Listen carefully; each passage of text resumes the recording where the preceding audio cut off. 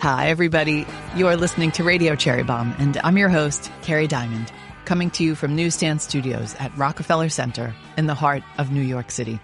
Today's guest is Claudette Zepeda, award-winning chef, mom, self-described border kid, poet, and now cookbook author. Claudette is here to talk about her brand new book, Cooking the Borderlands, Spice and Smoke Between Mexico and the States. Claudette is such a singular human being. We chat about her book, her kids, her family, the recipes they inspired, and her experiences navigating restaurant life. Her most recent project is Novecientos Grados, a Mexican restaurant in the San Diego airport from legendary skateboarder Tony Hawk, with a menu by Claudette. If you find yourself in the airport, go have a bite. She also tells us about walking the famous Camino de Santiago in Spain and what a spiritual and healing journey it was. Basically, we cover a lot of ground. Stay tuned for my conversation with Claudette Zepeda, and be sure to check out Cherry Bombe's Substack for a recipe from Cooking the Borderlands. Today's show is presented by Nonino. Sometimes the best cocktails aren't just drinks, they're passports. Take the paper plane. It was created by mixologist Sam Ross here in New York in 2008. But if it weren't for the hills of northern Italy and one extraordinary family, the paper plane might never exist at all. One of the key ingredients in the modern classic cocktail is Nonino Amaro, the bittersweet, herbaceous Amaro that's the result of generations of craft from the Nonino family, and the Nonino women in particular. They've been distilling in Italy for more than a century, from Silvia Nonino's original vision to her three granddaughters, Elisabetta, Antonella, and Cristina, who refined the recipe into the Amaro beloved by mixologists around the world. That depth, that history, that Italian heritage, it's what gives the paper plane its soul. Follow Nonino Amaro for more inspiration and to share your favorite place for a paper plane. And of course, always drink responsibly. Today's show is also presented by Whole Foods Market. Cherry Bombe is headed back to Miami on Tuesday, June 23rd for our Supper Club series with Whole Foods Market. It's taking place in the Sacred Space, a tropical oasis in the city dedicated to wellness. It's a gorgeous spot, and I can't wait for some of you to see it.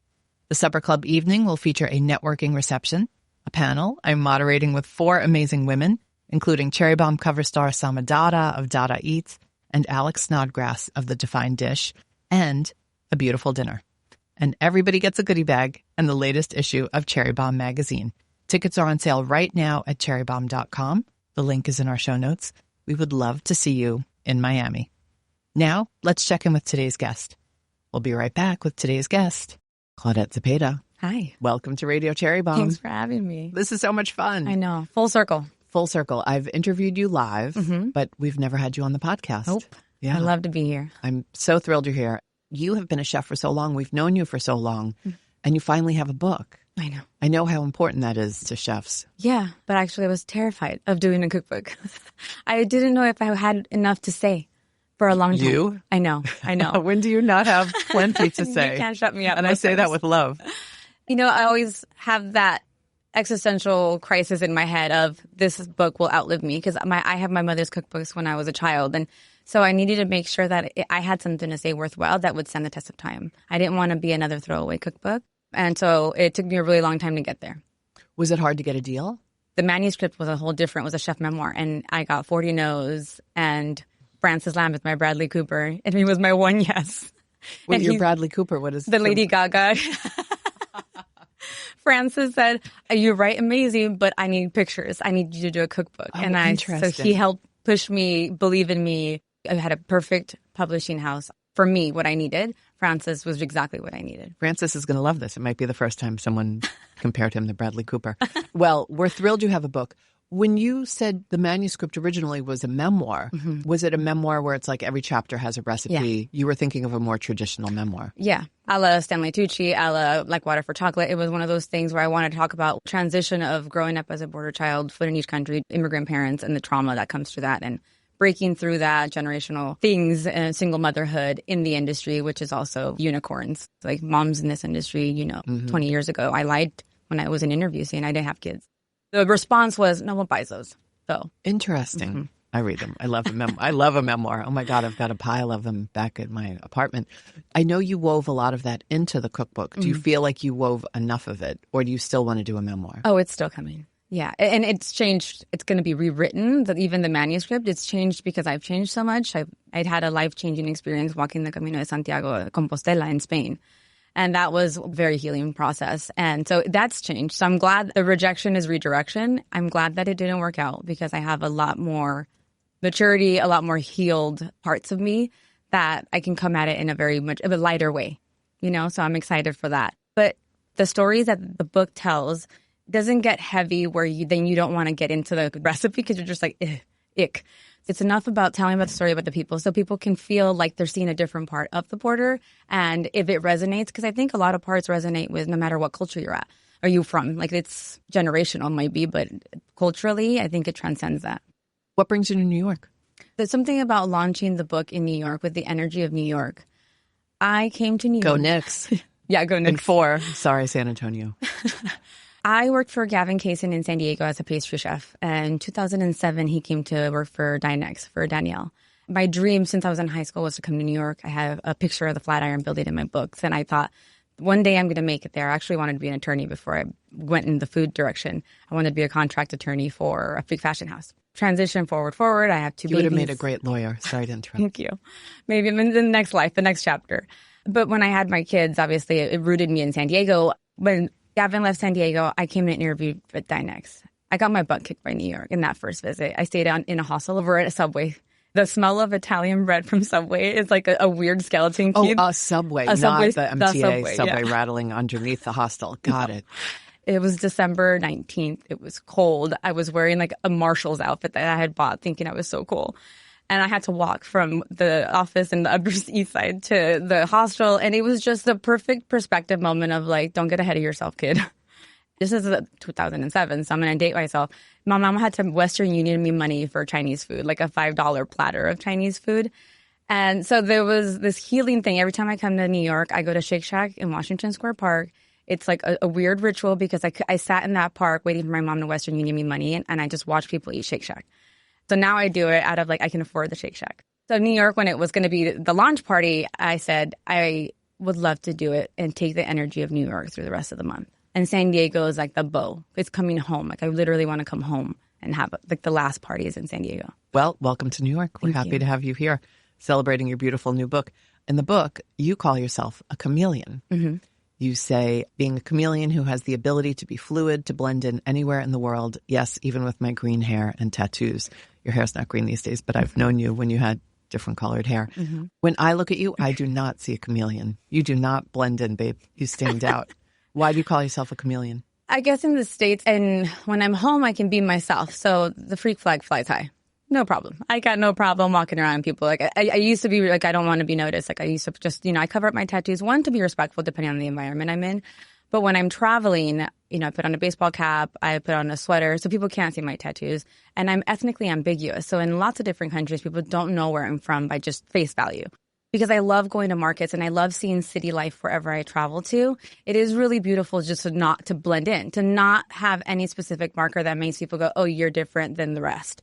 Again, with a baseball cap and a sweater or a hoodie, I have experienced the most beautiful human experiences watching people in markets or in city life by just paying attention and being observant. Because I grew up in Tijuana, which Tijuana, the entire world it's like a Coke bottle of a lot of different countries that get stuck there, seeking asylum, political refuge, all that stuff. I think it's one of those like weird ace in my pockets that I think it's because I'm a Tijuanense, because I'm a border kid. I can be a chameleon. Linguistics was going to be my minor in college. I love languages. And I always study the salutations of whatever country I'm in. So I make sure that I say the accent correct. And I'm a nerd, so it works well. You also call yourself a border kid in the book. Can you explain to people what you mean by that? Southern California, we'll talk about my corner of the world. And in Southern California, even in like Los Angeles, you talk about, oh, there's like border, we're close to the border. Well, it's very different from being a Mexican kid in the border than even in North County. Like it just changes because the further you get from the border, the less fluidity you have. When we lived in Tijuana, I was born in San Diego, lived in Tijuana. And, so I'm a quote unquote birthright citizen. And when we would have to get shuttled back and forth for school, and when we moved full time in the mid 90s, we were going 4 days a week to Tijuana for my dad's, dinners. Food was a little bit less expensive and we were living, low socioeconomic means, and we didn't speak English at home. all of those cultural like identities, markers of being a Mexican kid, we didn't understand Mexican American. And I think that is because we're so close to the border. It was a speed bump. There was no wall that existed. There was no barrier. In Tijuana, we say el otro lado, the other side. So there's no like you're going to another country. You're just going to the other side. I think that is a very specific sensibility that border kids that live right on the seam, I call it, like right there, that understand how easy it is to just transition from one place to another. Who you are in your personality when I speak English and who I am in Spanish are completely different. Like I immediately start talking shit. We start like bantering with the people at taco stand, the taxi guys. When I start heckling, you start talking shit back. And that is like a very much like a border kid sensibility. And the norteña in me, the northerner in me, I think it's because of where I grew up. We'll be right back with today's guest. The new issue of Cherry Bombe is almost here. If you already subscribe to our print magazine, thank you. Be sure to check your inbox so you can choose which cover you'd like to get. We have 5 different covers. The theme is game changers, and all of the women featured have changed the game in a major way. Not a subscriber? Head to cherrybombe.com and subscribe right now to get issues delivered direct to you. You can also pick up an issue at one of the great bookstores and culinary shops that carries Cherry Bombe, like McNally Jackson, right here at Rockefeller Center. You write a lot about your family. I do. In the book. Mm-hmm. Tell us some highlights about them and what makes them so special. Well, the whole family or my kids? Well, who do you want to spotlight? Well, I think the resilience, I'll talk about both sides of the family, but I think that I come from incredibly strong female stock. I come from, on my mom's side, healers, indigenous blood, women that knew more about the world than they let on, and insanely creative.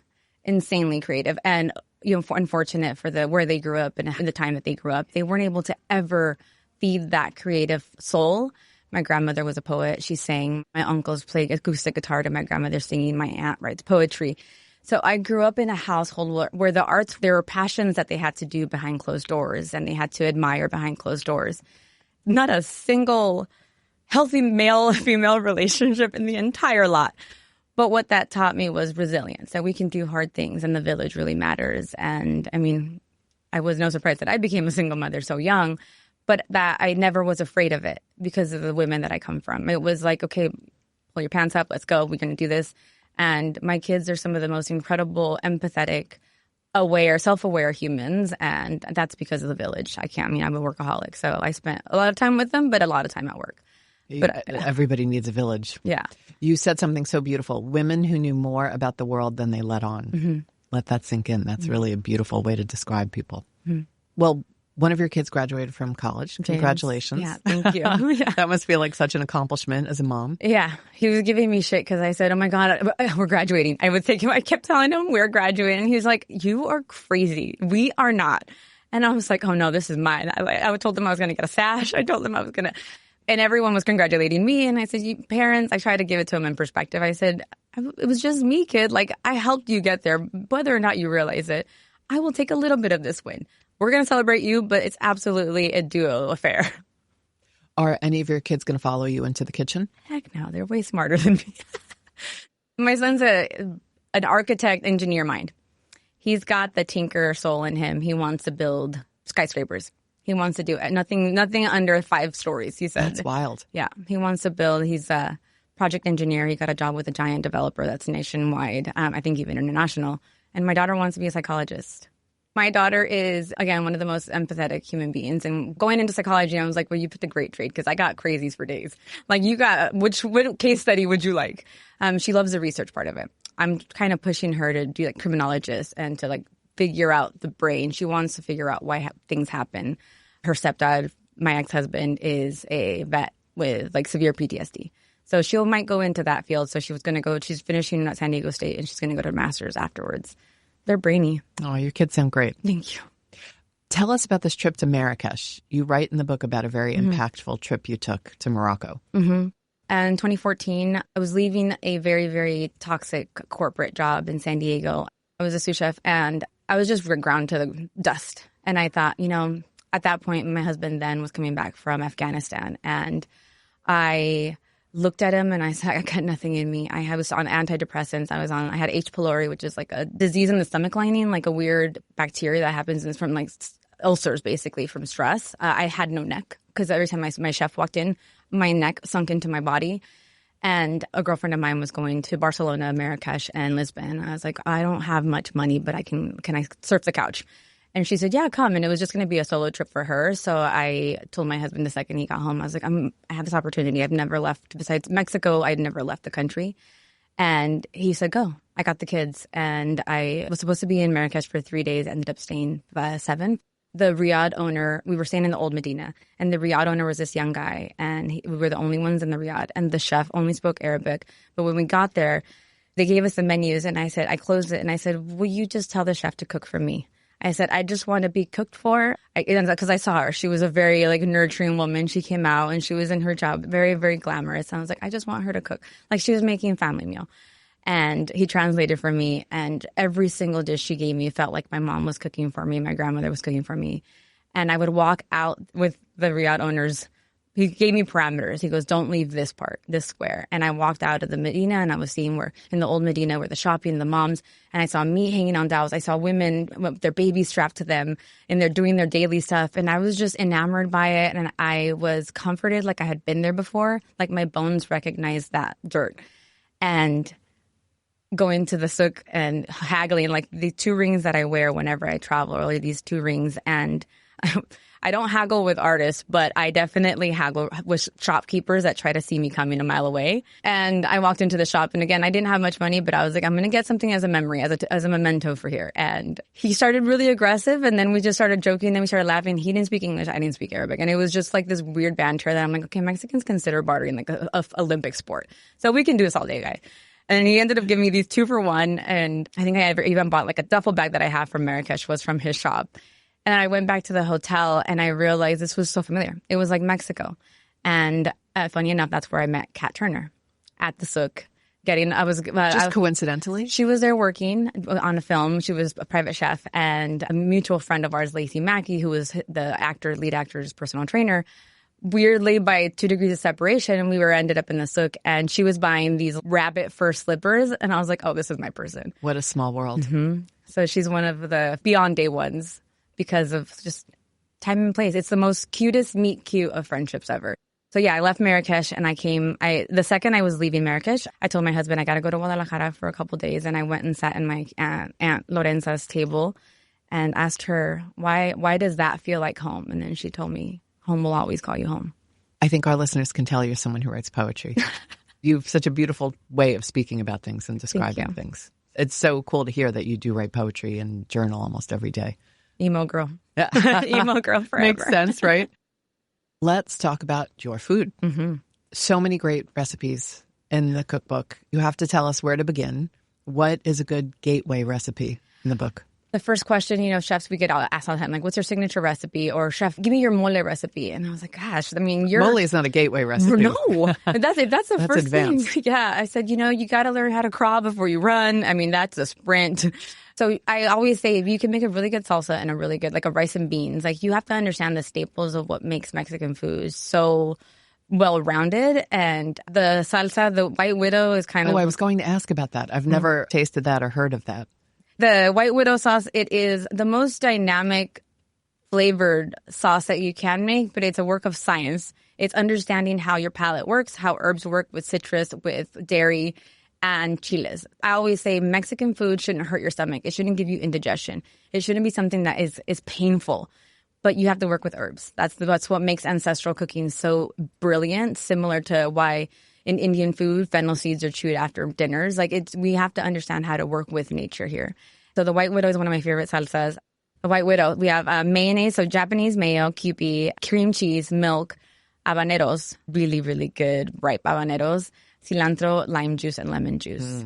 It's sweet, savory, spicy, dairy, so it's rounded, fatty. You can make a lot of sauces. The green tomatillo or the green raw tomatillo is my personal favorite of a daily sauce, but the White Widow is just something that is almost addictive that you don't know, and probably the MSG from the Japanese mayo, but it is very addictive, no matter how hot it is. What do you put it on? Everything? Everything. It's really good on the fideo tacos, which are in the book too. It's very good. It's a spaghetti taco, so crunchy, soft, smoky because of the char, the grilled, and then with that creamy, dairy, spicy. It's weird how these flavors just dance so beautifully on your palate. What's a spaghetti taco? Tacos de fideo. Mexicans have a brilliant way of doing carbs on carbs. We don't follow rules. I mean, don't get me started on the cheese and seafood don't mix conversation, because we are creative with what we have. And that has birthed a lot of really like random things, like Mexico City, like torta de chilaquiles, also in the book. So you have tortillas, you're going to fry them, you're going to sauce them, and you're going to put them in between a roll. The fideo tacos, you're going to make spaghetti, and then you're going to just dry. It's going to be like a dry cook. The fideo dry sauce, and then you stuff it in a tortilla with cheese, and then you grill it on charcoal. The texture is crispy. It's soft. It is spicy. You put cheese in it, so it's cheesy. It's like the best hangover food you can eat. Okay, you were talking about rice and beans. Yeah, rice and beans. My favorite rice in the book is the arroz poblano, and that is my aunt's rice. She makes it with milk, but she also does like poblano strips. And that like smoky charred poblano, if you've ever had queso fundido, like the cheesy in the Mexican restaurants, it has that cheesy because of the milk. It has that really creamy, smoky chile spice without being super spicy. But it gives the rice a whole different profile. It's like a rice pilaf that has depth because of the char, because of the smoke. Super satisfying, not hard to make. I've never thought of making rice with milk. Is that common? No, this is my aunt's creation. We would go to my aunt's house. She was the only one that made it. My mom would never even try to make it. It was like my tia Lili's rice. And she was my tortilla goddess at a restaurant that I opened in 2015 at Bracero, in 2014. When I came back from Marrakesh, I helped Javier Plasencia open Bracero. And when we opened Bracero, I was like, the only person that I would trust in the tortilla corner was my aunt. I would then beg her, and we put the arroz poblano on the menu. And it was hers. There's no taking credit on that. Her flowers were hers. But it was delicious. So it's in the book. Yeah. What do you think will be the most popular recipe? And you know, funny enough, I'm getting a lot of really beautiful feedback on the Chinese chapter. The Tijuana, Chinese, Mexicali. That story is one of my favorite stories. Yesterday on the Today Show, I did the black bean sauce with the asparagus and the skirt steak. I think that's one of my favorite stories to tell because it's such a part of my childhood, my upbringing, that it's different. It's unlike most, when you pick up a Mexican cookbook, not only does the imagery look very different, but it doesn't tell the story of the full context of that time and place. And you can't talk about the Borderlands without talking about cowboy culture and the Chinese culture. Is there any other recipe you want to talk about? I mean, I know you love them all. I do. They're each one, like, oh, it's like one my more kids. that you want people to try this summer? You know, the birria's in there, and the birria is the actual recipe. We went viral with the birria recipe in the Food and Wine feature in 2020, but this is the way my mom makes it to a T. So there's no magazine hands changing it, you know, for making it for a home cook. This is how I needed to do it. The spices and the additives. So my mom uses ginger, but like a good amount of ginger. And she uses cinnamon, which is also a little unorthodox. And she's a short rib with a bone in. So you can use chuck.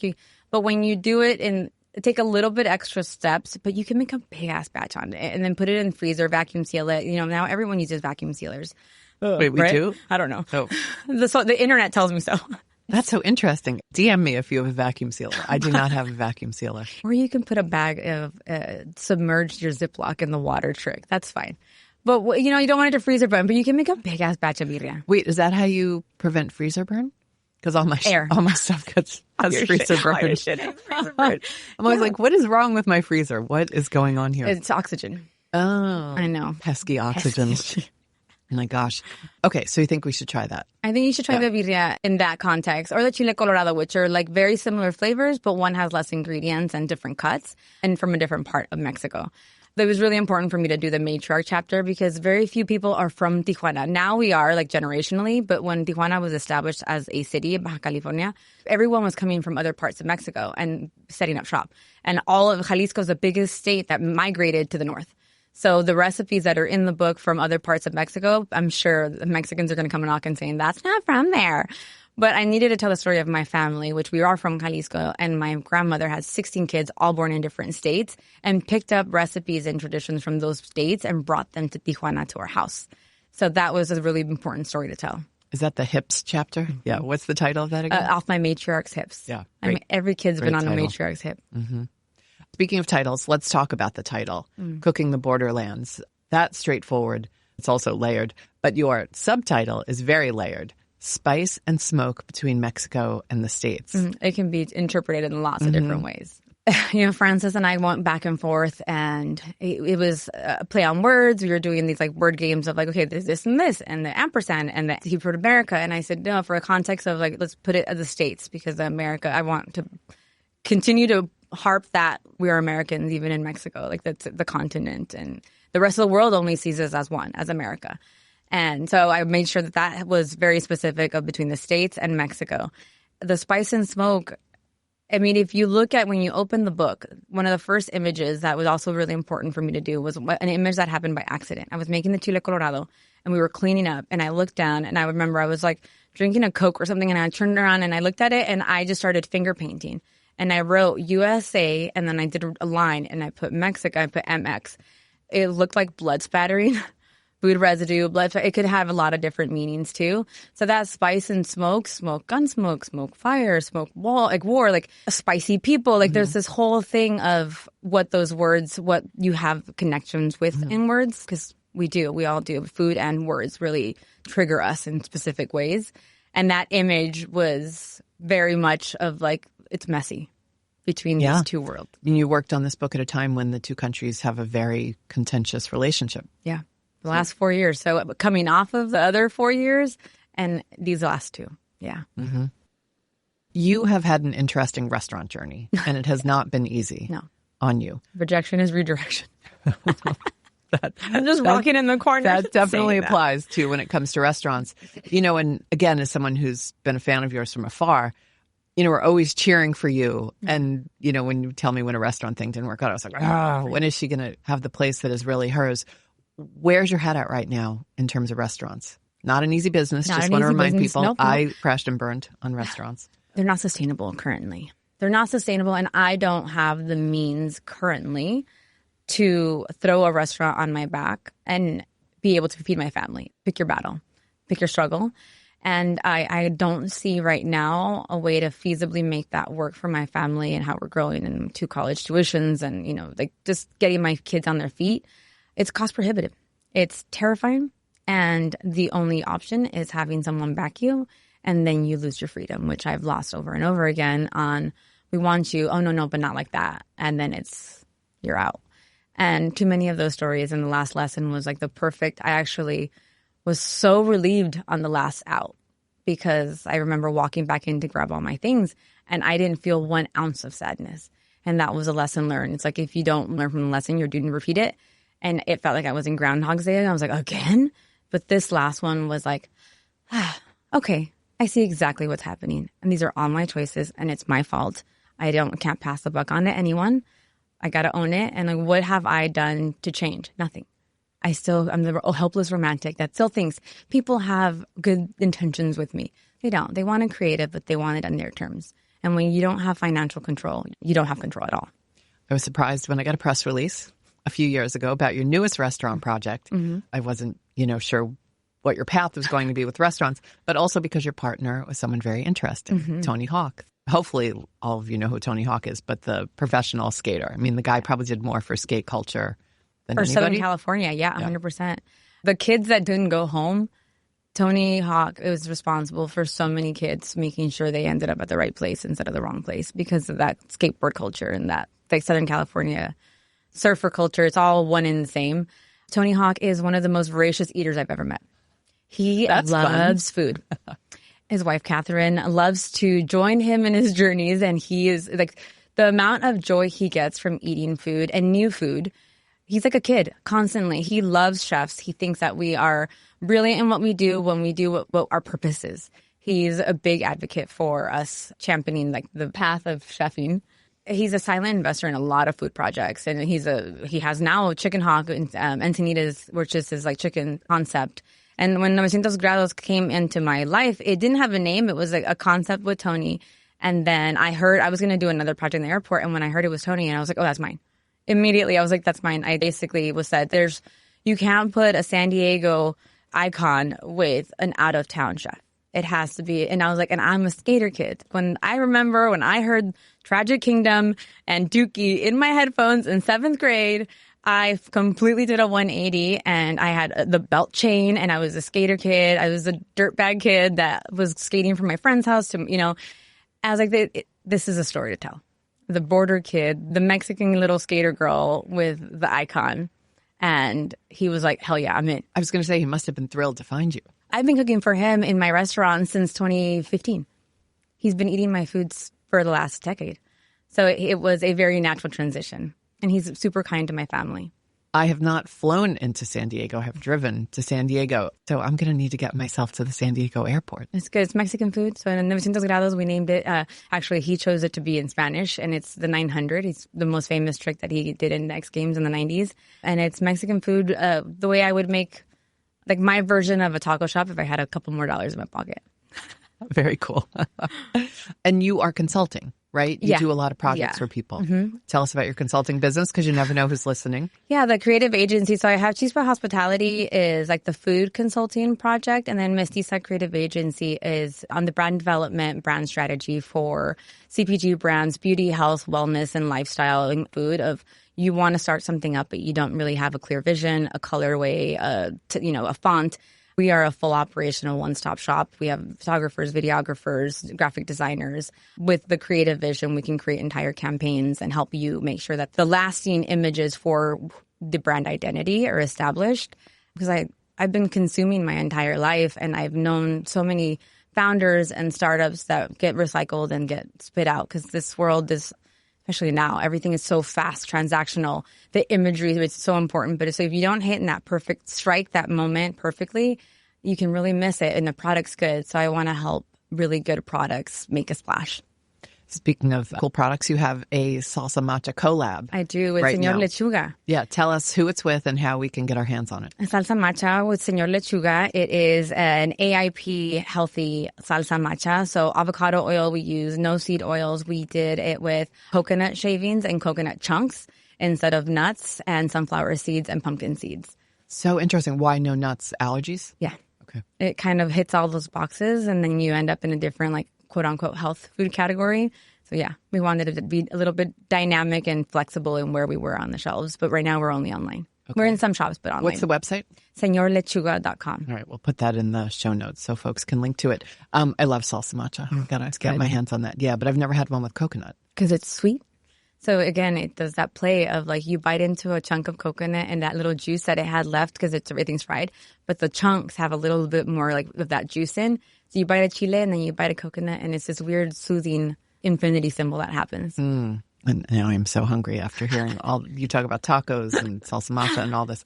How's San Diego? I haven't been in a while. San Diego's good. It's changing. So many like really brilliant, talented chefs are Lucien. I mean, Michelin coming to Southern California in 2019 changed the game of who's coming and who's staying, like the homegrown talent that's staying.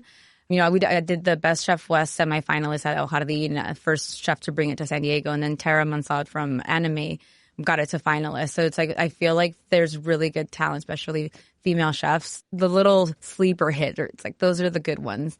Southern California, you know, San Diego. It's laid back. No one takes themselves too seriously. You never know who's walking in. The guy with the flip-flops and the shorts is going to give you the next opportunity. So there's a layer of ease that San Diego's always had, but we're taking food a lot more serious. We're definitely not going to have enough time to talk about this, but your walk in Spain, because I've heard about that from a few people now, and I'm very intrigued. So just give us the Cliff Note version of this. Life-changing. Yeah, so it's definitely a longer monologue, but it's the Camino de Santiago de Compostela. It's been walked for 1,000 years. The Catholic Church has definitely made it one of their prise de resistance in Europe. It's a trail that people from all over the world get called to walk. And it's very interesting. They say that you get called and you do. And the spiritual things that happen, you don't have to be of any denomination. You don't have to be any religion. There is magic in that soil. Before the Catholics took it, the Vikings were walking it. Finisterre, it ends in Santiago de Compostela, where St. James's bones are in the cathedral. But it actually ends in Finisterre, which means the end of the earth, because the Vikings thought that's where the ships would go off the ledge. I went into a church that's like, it has obsidian on the bottom of the stage where the priests, it has a Sumerian fresco. I'm like, this predates Catholicism. Like, if they were worshiping a Sumerian king and not Jesus, like, I mean, I could talk about it forever. But I went with the intention of my dad. I'd never healed from my father's death and the trauma of my experience as a daughter of a militant, basically an orphan son, and never was nurtured, and that dynamic. And so I left a lot of that anger and that resentment on the Camino, and I met people that were, I mean, again, perspective. I met people, amputees, 90-year-olds walking, babies walking, dogs, and of like, holy shit, my problems are so insignificant. And my problems are so small. And the signs that I got, and I would talk to my dad every day, and the amount of signs, I'm like choking up. The amount of signs that I wasn't alone, I got on the Camino, 160 days, 160 miles. It gave me a realization that I can do anything and I'm not alone and I could just ask. That's it. Just ask. Someone's watching my back. Like, everyone has an angel. So if we were just better at asking spirit, whatever you believe in, your guides, to not make this life so heavy, you'd be surprised on who picks up.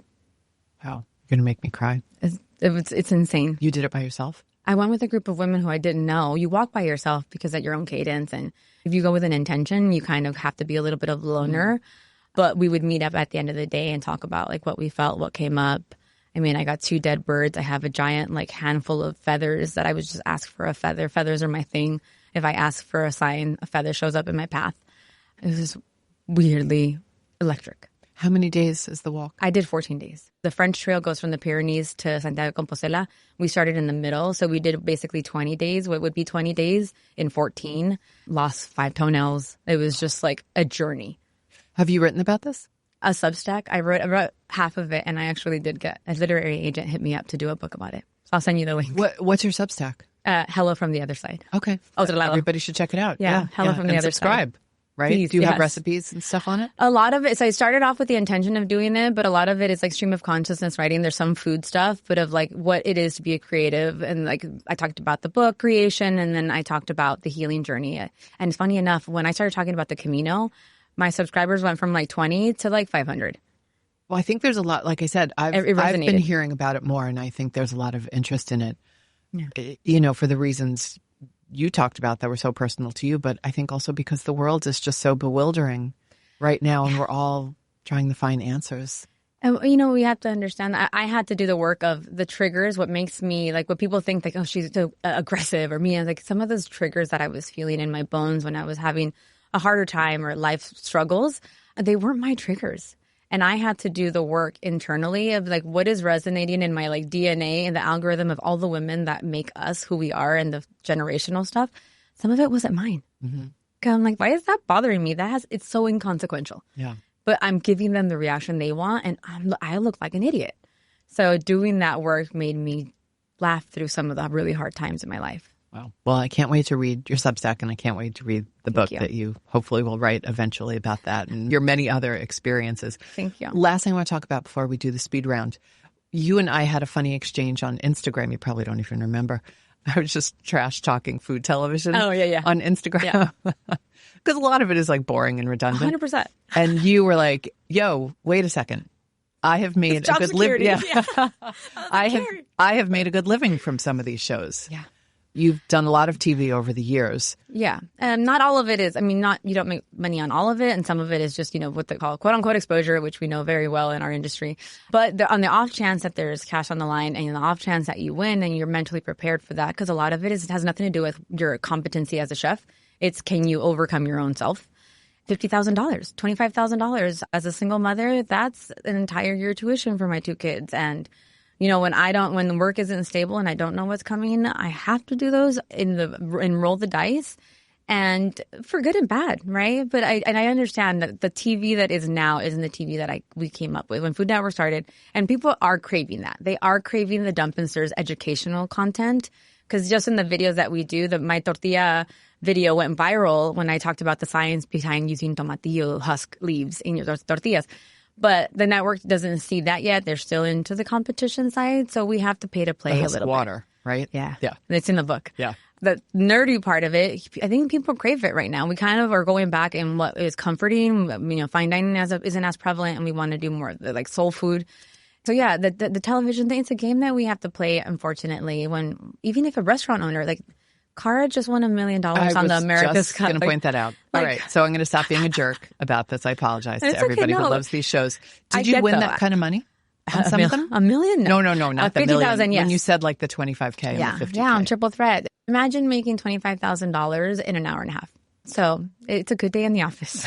It's a good day in the office. It makes me, as a single mother, single income household, it makes me breathe a little easier. And sometimes it's just appearance payment is groceries for 2 months, 3 months. And that is, I'll take it. Yeah. Like I said, no more trash talking from me about food television. But I was super psyched. What you mentioned, the $1 million, that was the prize for Padma's show. Padma was on the show to talk about America's Culinary Cup, the newest competition show. And she fought to get $1 million. Yeah. I saw her the other day and I was like, Padma, that is life-changing money for a chef. And she was like, it's life-changing money for everybody. 100%. I was like, true. And that Kara won it. You know, somebody who, she's a mom. She had her so struggles. like heads down, working so hard up in Maine.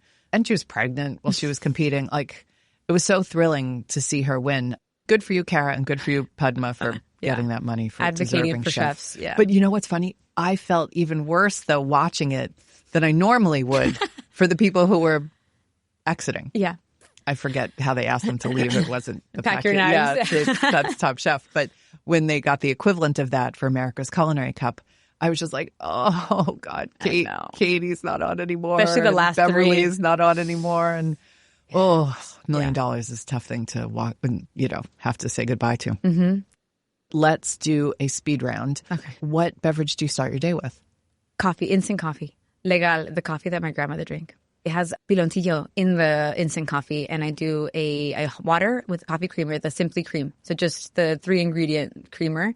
Weird, it's like gas station coffee, but there's a nostalgia behind it that I love. What's always in your fridge? Condiments.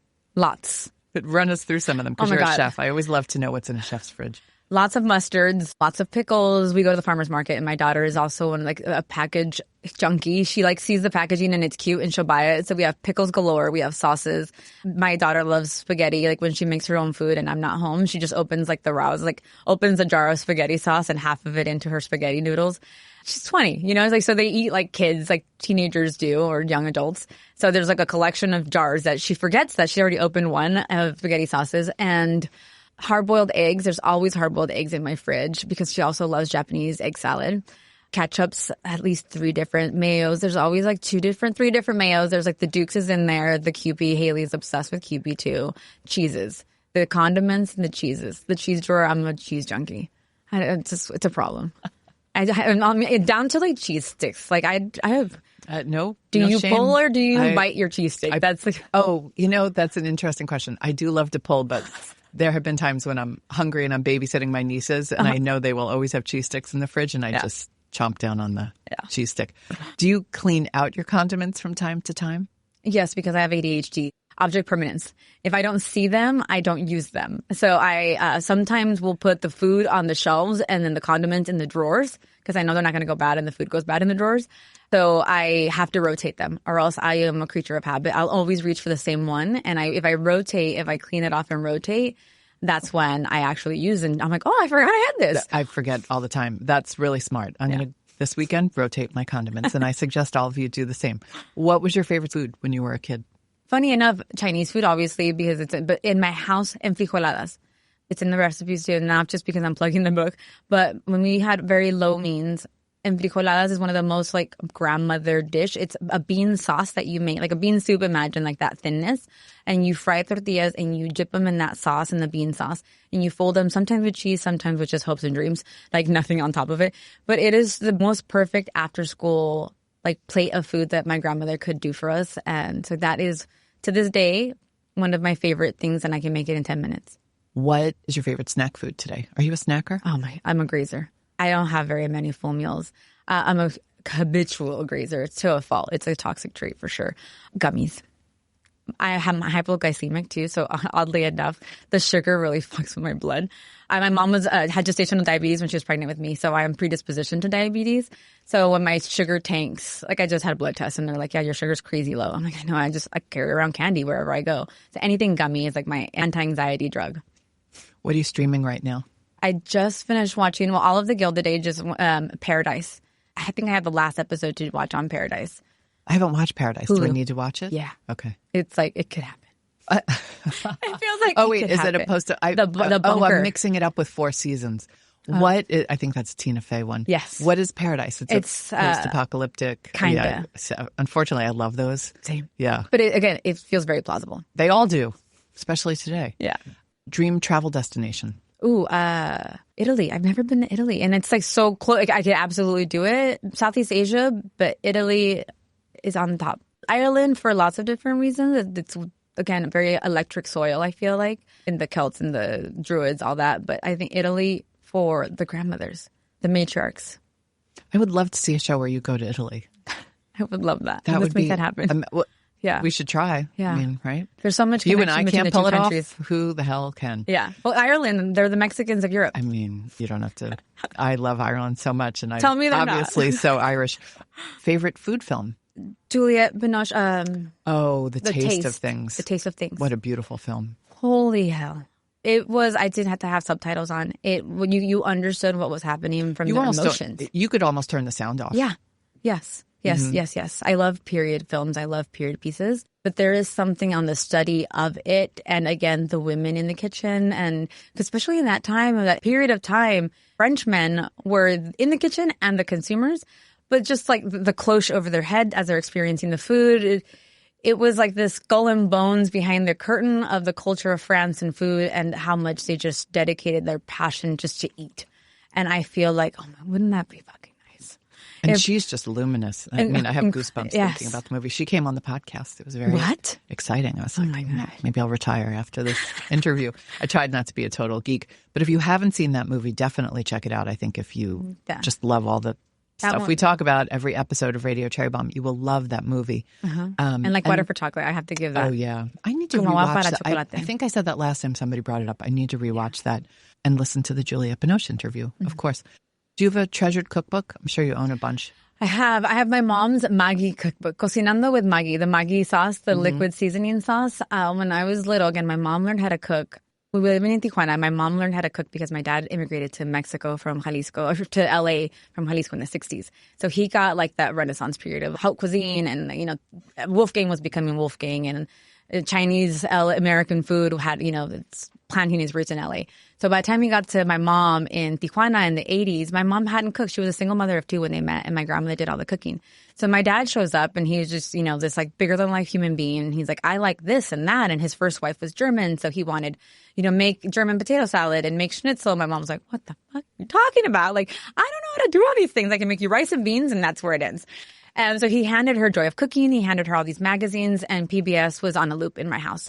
So that's how we learned English, watching PBS and watching food shows. Maggi being such a prevalent ingredient in Mexico when you have low socioeconomic needs, because it's a vitamin, right? A lot of people don't know the history of it. It came about to fight malnourishment.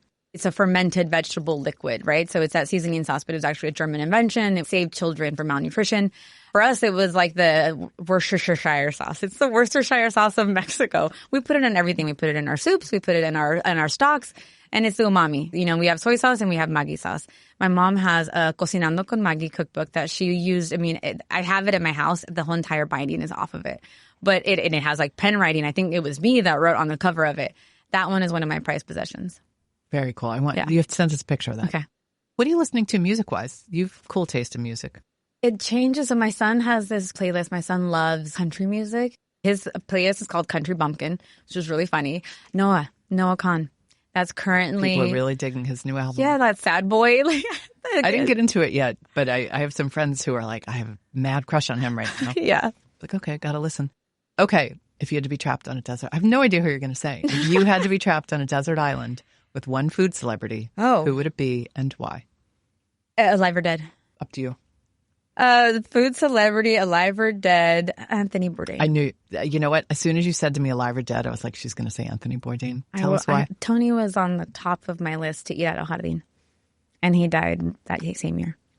He understood culture. He understood humans, and we are cut from the same cloth in our curiosity, self-deprecating cloth that we have in our bones and our DNA. There's so many people that look at us as a launch off point or something to like, I'm going to do it my version of Mexican food. You know, I went to Mexico once and now I'm doing a Mexican restaurant. He respected us as human beings, not just because of what we do, but the purpose of cooking was respected by him in a very primitive level. And yeah, I don't even want to talk about food with him. I just want to talk about poetry and music and punk and Sex Pistols. And just thinking about him. Yeah. I'm excited for the movie, but I have hesitation. Worried you have hesitation? At the same. I don't have hesitation because we know the woman who is the food stylist on the film, Christine Tobin, who's a huge talent, worked on Little Women and Challengers and a lot of films. So I'm excited to see her work on it. I think so many of us in the food world and beyond still have a lot of PTSD over losing him that none of us have been able to resolve. I mean, sometimes the brightest stars burn the fastest. Well, I'm happy to hear that you are taking care of yourself, that you did that walk because, babe, you are one of one. Thank you. Totally. Thank you. Thrilled that you have this book, thrilled that you came on the show, and I hope people just fall in love with it and you continue to do cool things. I appreciate you. That's it for today's show. Thank you to Claudette Zepeda for joining me. Our theme song is by the band Cha La La. Joseph Hazen is a studio engineer at Newsstand Studios at Rockefeller Center. Our producers are Catherine Baker and Jenna Sadu. Our executive assistant is Bridget Pittman. And our head of partnerships is Rachel Close. Go Knicks. Thanks for listening, everybody. You're the bomb.